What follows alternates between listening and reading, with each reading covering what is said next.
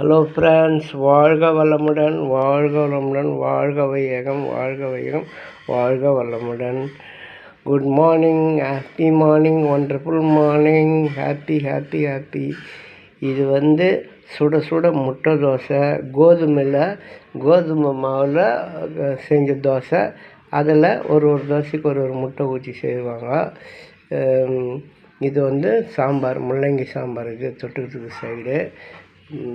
இந்த முட்டை தோசை செய்து சாப்பிடுங்க, உங்களுக்கு நல்ல ஸ்ட்ரென்த்து கிடைக்கும், நல்லா இருக்கும்.